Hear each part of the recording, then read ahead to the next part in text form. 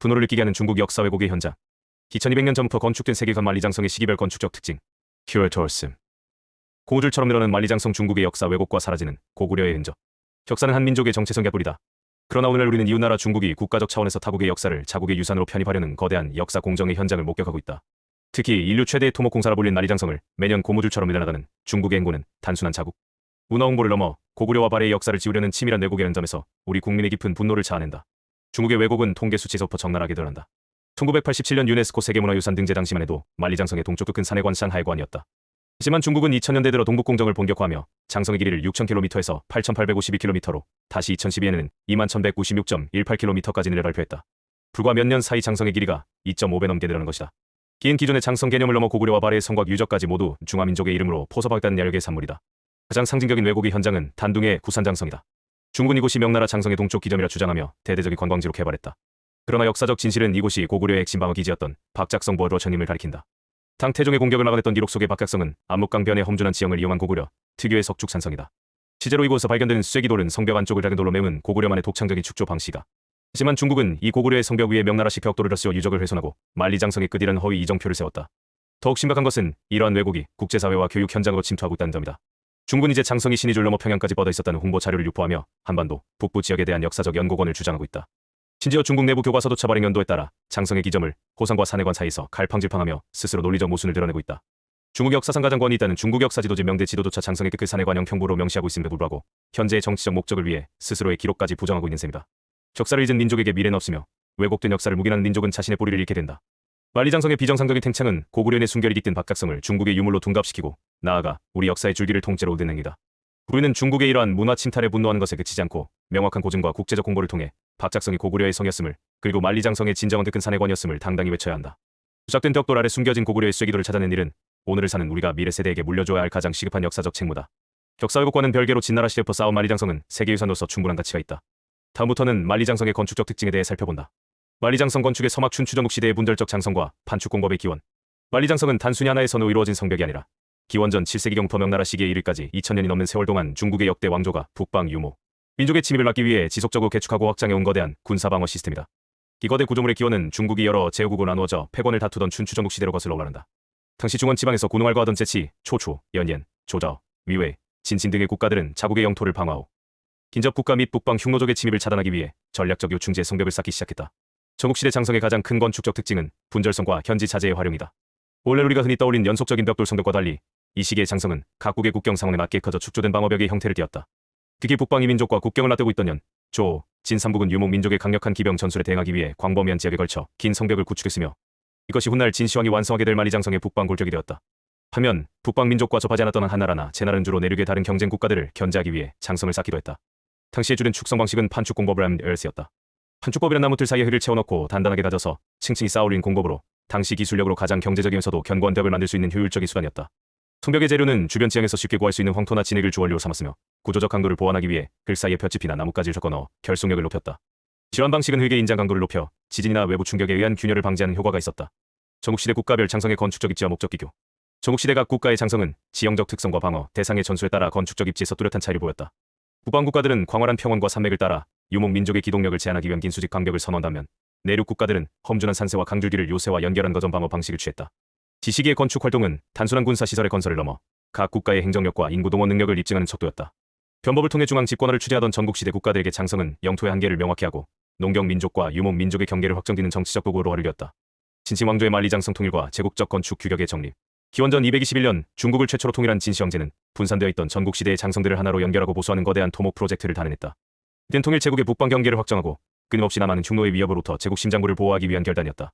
진시황은 명장 몽연멍티안에 30만에서 50만에 달하는 대규모 군대와 민간인을 동원하도록 명하였으며 이를 통해 서쪽의 간수성 민현에서 동쪽의 랴오양에 이른 이른바 진장성의 기틀이 마련되었다.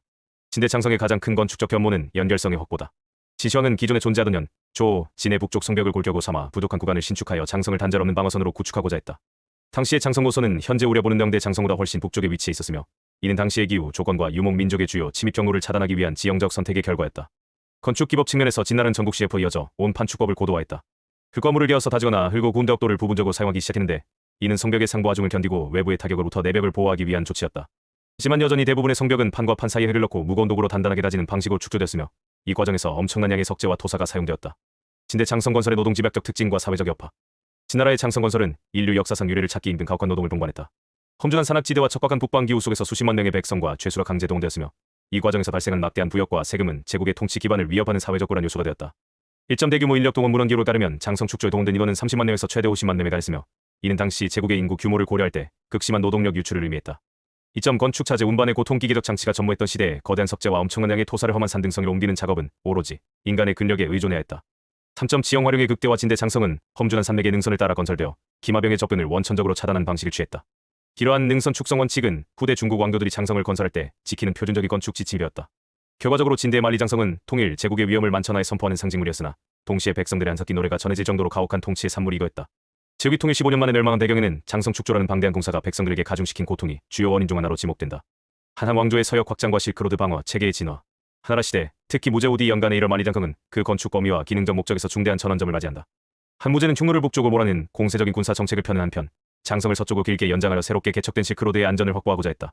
지시기의 장성은 간수성의 우웨이와 주치안저우천을 거쳐 서쪽의 옥문관 유명관과 양관까지 확장되었다.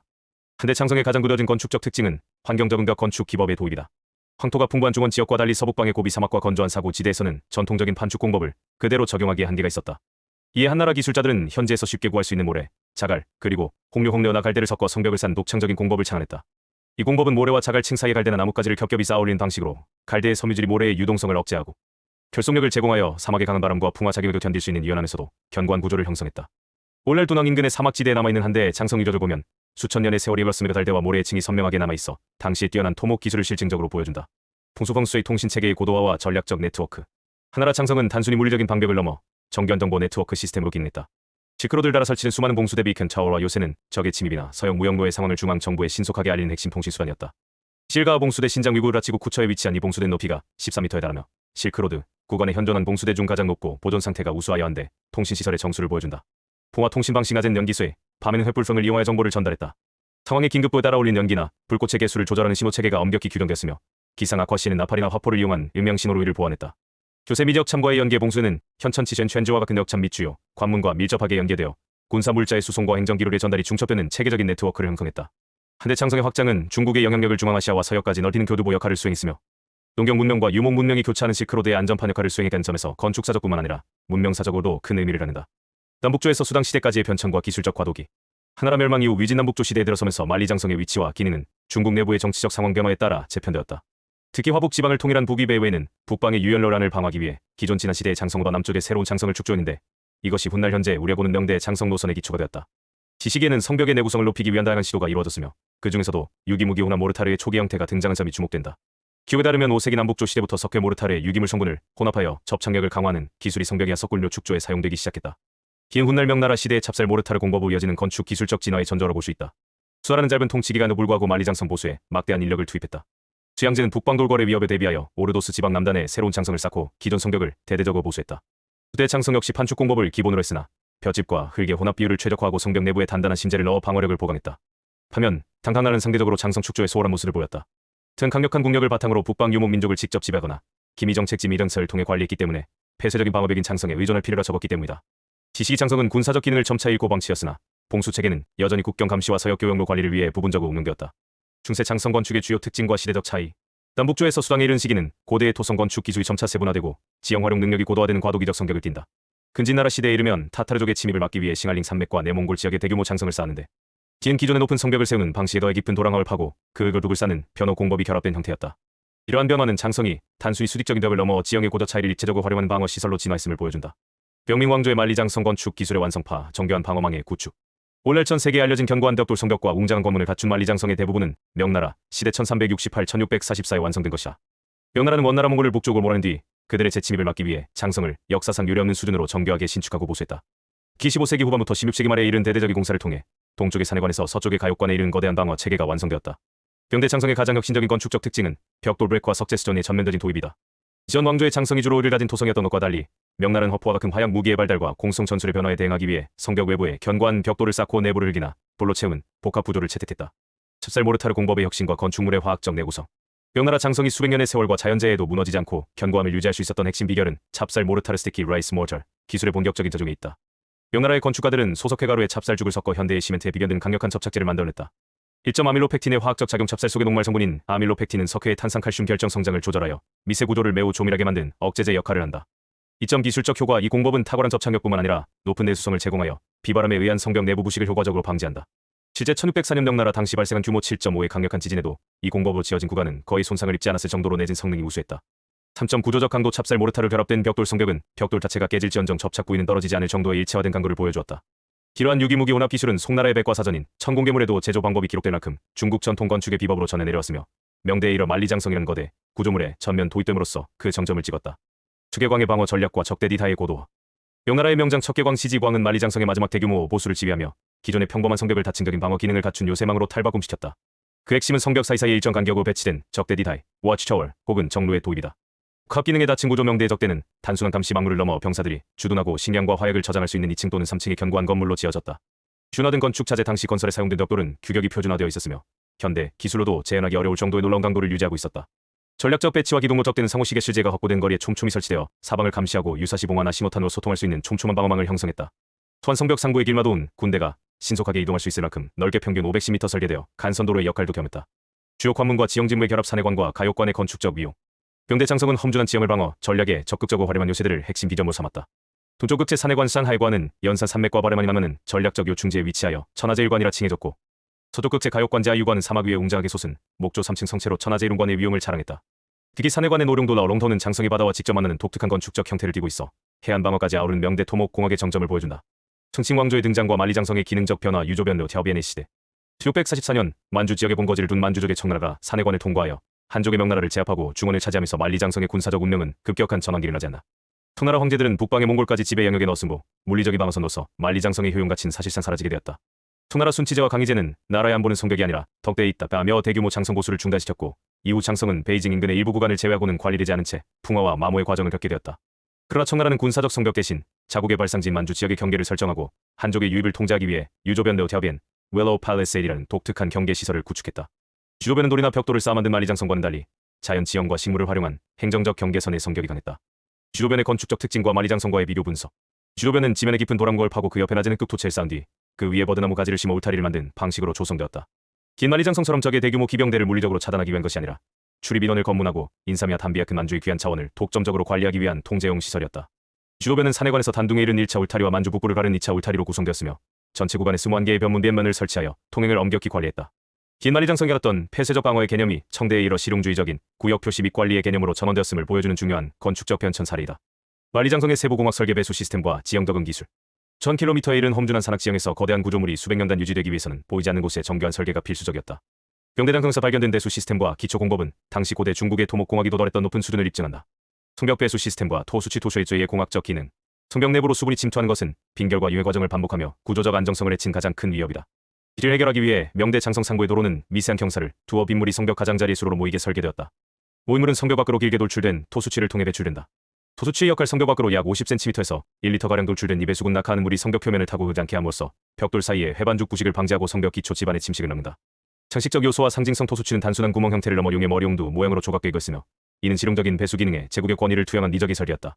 초의 경사 설계 산악 지대의 고저 차이를 고려하여 빗물이 역류하거나 고이지 않고 가장 낮은 배수 지점으로 흐르도록 정밀한 레벨링이 적용되었다. 산악 지형 기초 공법과 현지 자재 활용. 정성각까진 듯한 산등성이를 따라 건설되었기에 지형에 따른 무등 침하를 방지한 것이 관건이었다. 고대 건축가들은 안반지대를 깎아 평탄하거나 거대한 자연석을 계단식으로 쌓아 성벽의 하중을 지면에 골고루 분산시켰다.